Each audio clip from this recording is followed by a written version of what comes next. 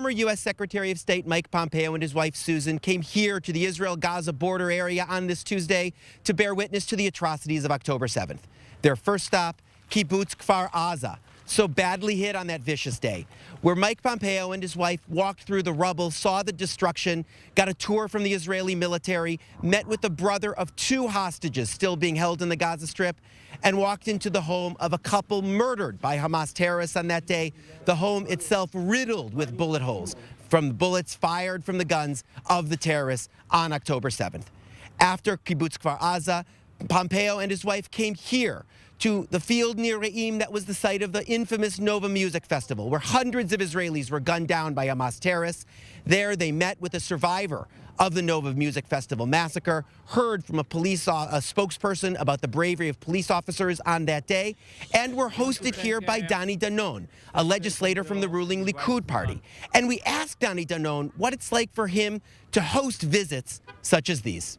Personally, it's very hard to hear the testimonials all over again, to see the scenes. It's very hard for every human being to come here and to see the atrocity that took place here. But I think it's very important. You know, I have seen the impact of those visits. Take, for example, Prime Minister Boris Johnson, when he came back to London, the way he started to speak about what he experienced here. And I'm sure that Secretary Pompeo will do the same. Vice President Pence was here with me a few weeks ago, and he published very important op-ed with Secretary Pompeo about the region. So I think we should continue to do that. I wish I could have bring, hundreds of dignitaries to see what happened here. We cannot do that, but I'm thankful for those who came. We were able to catch up with Mike Pompeo one-on-one and asked him a range of questions, both about his impressions here in the Israel-Gaza border area and about the hot-button issues in the United States, about the U.S.-Israel relationship and U.S. President Joe Biden, about Iran, about that contentious legislation now going before the U.S. House that includes aid for Israel, and about the future of the U.S. commitment to NATO. Well, look, there's never anything like actually being in that ground, to walk this sacred space and a chance to meet with families who lost loved ones, some of whom still have family members that are being held hostage as well. And so, we've all seen the videos, we've all read the stories, but to walk the ground is always obviously something that is very personal and different. I want to talk about an issue connected with Israel, but of course the U.S. as we continue to hear the artillery in the background. It's a war that obviously is costly in human lives here in Israel, but it's also costly in terms of money. There's a bill that just passed the U.S. Senate going to the House, giving emergency assistance to Israel. It's a tangled issue in U.S. politics. What would you do if you were a member of the House? Would you vote for the bill that's coming to the House from the Senate with aid for Israel and Ukraine, or would you vote against it? So I don't know the details of the legislation, but the United States should provide assistance both to Israel and to Ukraine. It is important not only to Ukraine and to Israel, but to the United States of America. For our security, we should continue to support people who are fighting to protect their nation's sovereignty and their people's security. Even if that aid does not include as part of the bill the issue of border security at the U.S.-Mexican border?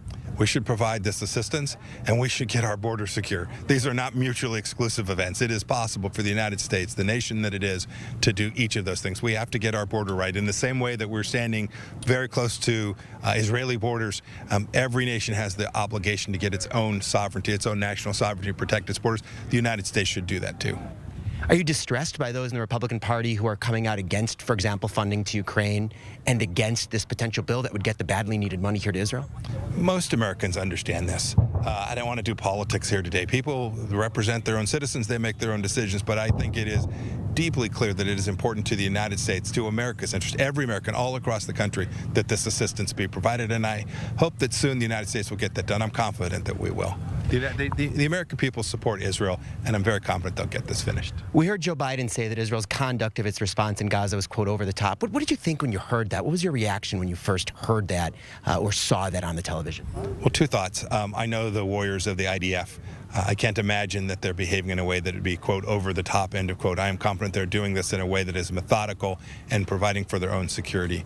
My second thought is we have to be really careful when we use language like that, because it gives encouragement to the Iranians, encouragement to Hamas, saying, maybe we can just hang in there just a little bit longer and continue to fight this fight. And we should never give anything that provides any aid or any comfort to these evil men. 2 other last questions. First of all, what should be done on U.S. policy toward Iran that's not being done? Have to deter them. we've lost deterrence. And so the tactics, the operations, exactly how to execute that, I'll leave to those that are in the know. I've been 3 years now out of government.